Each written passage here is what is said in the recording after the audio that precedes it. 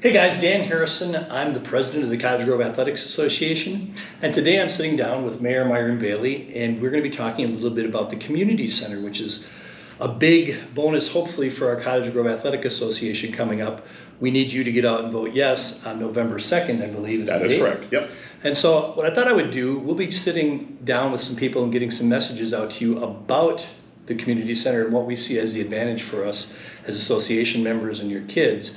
But I thought we'd talk to Mayor Bailey and have him talk a little bit about the community center and what he sees as some of the benefits. Absolutely. So I guess, first of all, thank you for letting me share some of the insights with you. I know we've been working kind of hand in hand with some of the pieces of the community center. So just so the public is aware, it is a $39.2 million project. The project actually has multiple parts to it. One, of course, is what I'll call the sports dome aspect, which indoor turf. There might actually be partly a hard surface. We're kind of working on that right now because there's a group out there now that also wants pickleball. That seems to be the big thing now, right? Yep. So pickleball, and then there'll be a track that would go around the inside of this dome too. And we've been hearing a lot from seniors and that they really want a place out of the elements during the winter months and such that they could use. So we kind of incorporated that, was having some great discussions with the Athletic Association to talk about what they need, obviously, with indoor turf space. And I've heard it, and as a parent who had kids in hockey and soccer and that in the past, they're all grown up now, my grandkids are doing that kind of stuff. That seems to be something that we're really lacking, some of that indoor space in Cottage Grove, and our citizens have to go outside the city to do that. The other part is the main part of the community center, which have meeting rooms, opportunities obviously for the Athletic Association. Community education is proposing to be in there. They've signed what we call a memo of understanding, which means they're going to be doing classes, the kind of classes you would do at some of the schools. A senior center, so it'll be a place for seniors to go. There'll be a commercial kitchen, which will give you an opportunity to do some teachings and learnings and things like that. Party rooms, all that kind of fun stuff that you can do, because we are going to have an indoor playground for kids and parents to bring their kids to. And then kind of I'll call it a theater in the round. So there's going to be an area where, whether you have music, bands, quartets, whatever, or even plays, our locally grown theater has really expressed an interest in being involved in having more events year round versus just in the summer, because most of their events are held outdoors. And then the water park. The water park was kind of I'll call a late addition to this, because we were kind of moving along with the plan with the dome and the main part of the community center, but we heard from about 2 years ago from the public loud and clear, they go, no, time out. You have to have some type of water feature. And so we went and toured a variety of sites.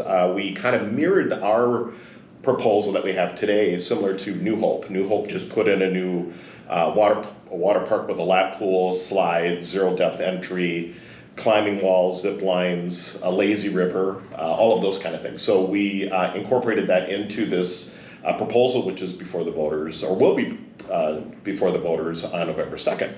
So we've been listening. I've been listening for many, many years. I'm born and raised here in Cottage Grove. I remember on the other side of the highway, used to have a little kind of country club before Cottage Grove expanded to where we are today.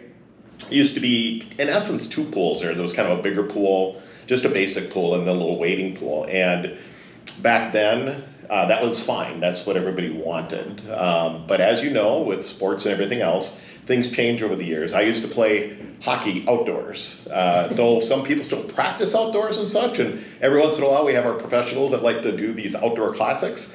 The reality is most people don't want to be, outdoors playing hockey, 7 days a week. So we build ice arenas. The bigger thing now, too, as I mentioned, as part of this proposal, is a sports dome.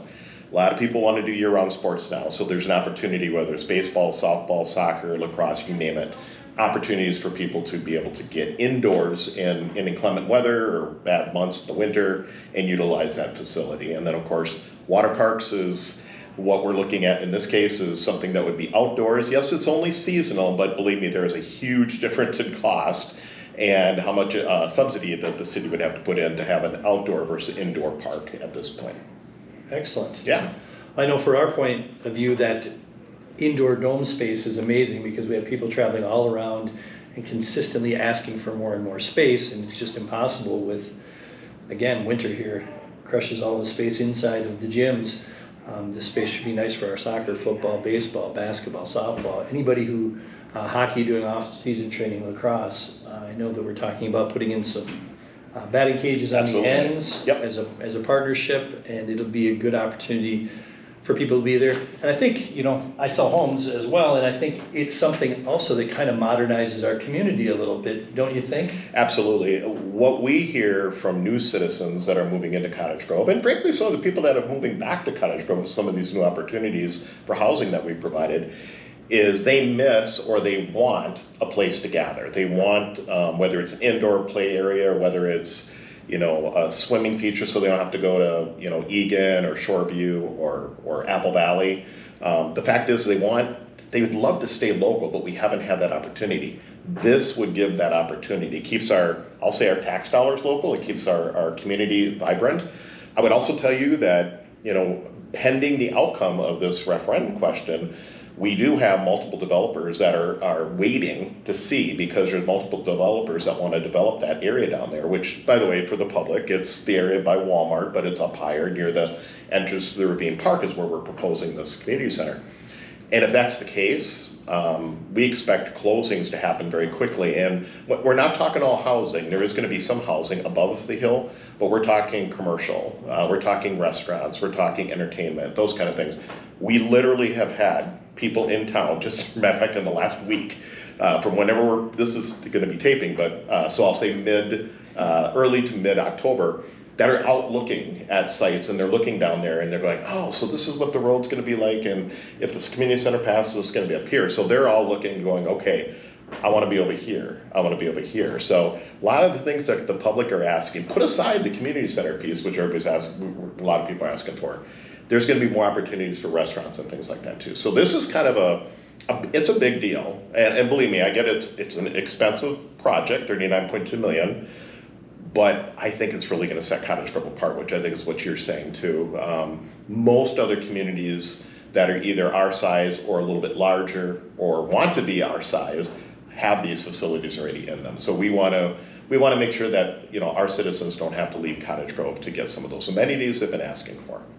Excellent. Well, I think that's amazing, and in order to keep this sort of timely so people can get through these, we're going to be talking to you a little bit more from the CGA perspective, with different presidents of divisions and what they see their divisions using this. And I know that one of the things that I look forward to is the fact that even though it'll say, yes, this increases my taxes if you vote yes, the beauty is that most of our members can see that they're already spending money driving around. And like you said, if it brings in more amenities, and that'll raise the tax base, it'll make our community better, and probably has our housing values rise and make this better.